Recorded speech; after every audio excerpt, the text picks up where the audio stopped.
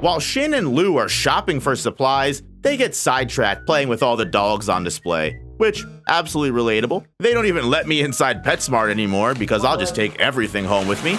But despite all the cute doggos, Shin does not think they should be wasting time for too long. If they want to be of use to Sakamoto, they both have to get stronger.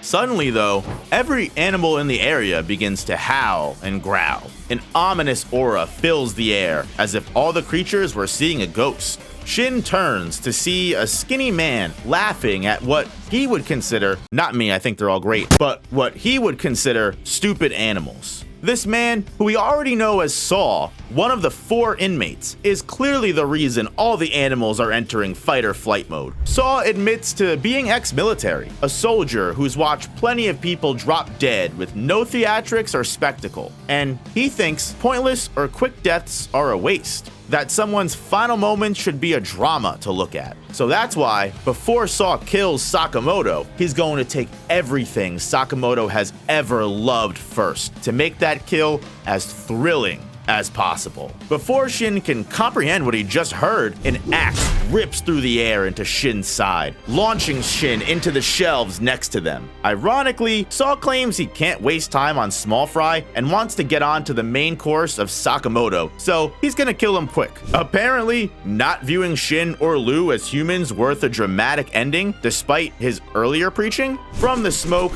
a crowbar flies at Saw, revealing Shin survived and wasn't sliced in half. Saw is just surprised that Shin was quick enough to react and block on such quick notice. Shin and Lou are surprised Saw knows them by name, to which Saw drops the bomb that Lou and Shin are both C and D ranked targets on Slur's list, respectively. It's here where reality smacks the two of them in the face, just as it did Sakamoto, and it hits Shin even harder, who, despite being a former assassin with a supernatural ability, ranks even lower than Lou, who isn't much of a threat unless she's drunk. It's possible, though, that this indirect encouragement is actually what the two of them needed to reach their next levels. Especially Shin, who takes this opportunity to dodge one of Saw's attacks and land a counter, demanding that after Shin and Lou win, Saw fixes Slur's broken ranking system.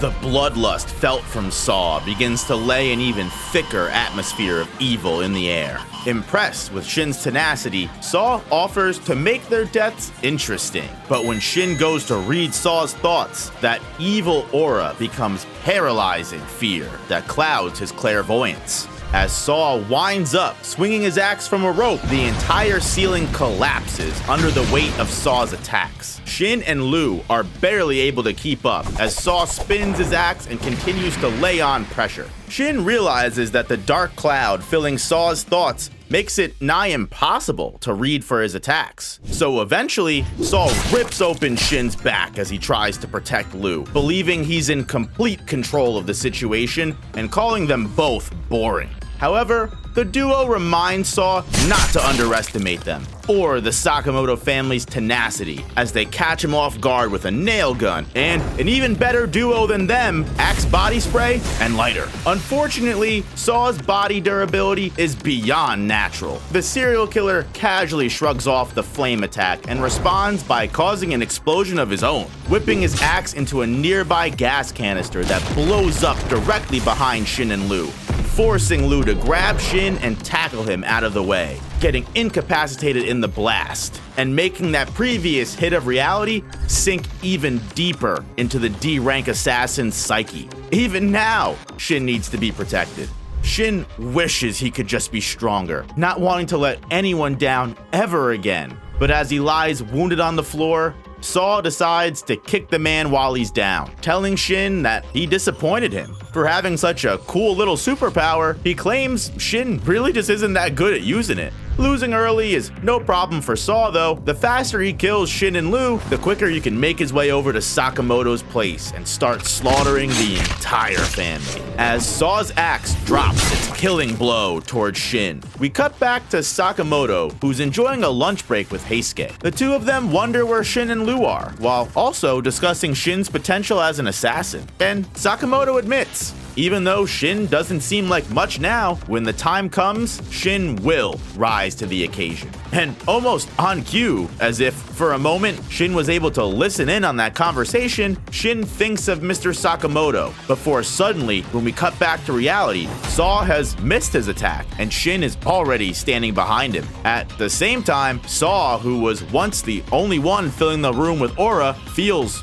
off about Shin's movements. Shrugging it off, before Saw can even complete another swing of his axe, Shin's already grabbed a hold of his arm. Baffled, as this means Shin would have had to block an attack Saw hadn't even finished making yet, Shin makes this mystery clear. He can see the future, speaking his new power into existence before Shin relentlessly delivers a beatdown to the stun-locked inmate. And from here on out, no matter what angle Saw comes from, Shin is not only able to outspeed him, it's as if Shin already knows what's about to happen. And after Saw is smacked to the ground for the second time, Shin reveals the evil cloud that was keeping Saw's thoughts hidden actually forced Shin to fine-tune his clairvoyance and perceive even more acute signals. Reading deeply into Saw's motor functions, the speed at which Shin can read a person's actions now almost exceeds the speed at which the person commits the action themselves. But just when Shin moves in to make his finishing blow, his entire body gives out. The overexertion of this new power exhausts all of Shin's stamina, keeping him frozen just long enough for Saw to reverse Uno card the situation and launch a counter slash that could be checkmate for Shin. A hand suddenly clasps Saw's cheek from behind before that attack lands though. In no time at all, the inmate is rocketed into another part of the store. Now that Shin has stood his ground, it's time for Lou motherfucking Xiao Tang to step in and protect the family. While Shin and Saw were scrapping, Lou got into the ethanol cabinet of the store. And as you know from Sugar Park, it's revealed that when Lou gets heavily intoxicated, she becomes a master of combat. However, even Shin is surprised Lou would go to these lengths, noticing that Lou's at a level of drunk he's never even seen before. Which, I mean, rightfully so. Girl basically drank an entire bottle of fucking fuel. Of course she'd be a little charged up, but Shin surmises that Lou must be so drunk she thinks she's back in the Triad crime family. Since he was already close to defeat in the prior battle, Saw is definitely no match for Lou's drunken antics. Her speed and reaction time is even quicker than Shin's future sight, casually grabbing Saw's own weapon by the rope and throwing his own attacks back at him. And within seconds, Lou forces Saw into submission, putting a spade to his neck and inflicting fear, the likes of which Saw's probably inflicted himself upon many others before. As Saw squeals for Lou to get off, the Triad Princess coldly remarks it's time to have one finger removed for every victim Saw's ever killed. And if you can do the math on that one, I'm scared to find out where the other 49 cuts are coming from after his toes are all gone. When Saw protests, Lou just stabs him again, asking who gave him permission to speak. The once big talker, who thought he was above all the other inmates, is now on his knees begging for forgiveness from the people he was literally just about to kill. Rightfully though, Lou questions Saw if he's ever shown that kind of mercy to the people that's asked him for it. Upon realization he's not getting out of this one, Saw turns tail and runs as fast as he can, in absolute fear of his evil deeds coming to an end once and for all. Finally faced with death from his own point of view.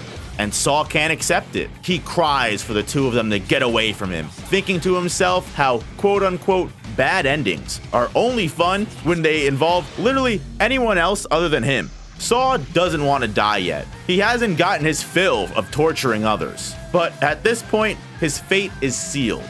Not even safe in his own head anymore, Saw looks up to find his mind being read by Shin. And knowing there's no redemption story coming after this, both Shin and Lou unapologetically land their finishing blows on Saw, knocking him lights out. We cut back to the variety store as an exhausted Shin and surprisingly not comatose from alcohol poisoning Lou are still unconscious. The unfinished Saw, however, since, no killing in the Sakamoto family, manages to wake early, and sneaks off to the nearest taxi. Despite Saw facing the consequences of his actions only a moment earlier, he hasn't learned anything. Like a little weasel, as soon as he escapes, Saw goes right back to being evil. His confidence comes back pretty quick for someone that just got beat up, as Saw stole this taxi from a customer that already paid and is more than happy to tell this customer to shove it and that they'll have to wait on wherever they're going. Thankfully though,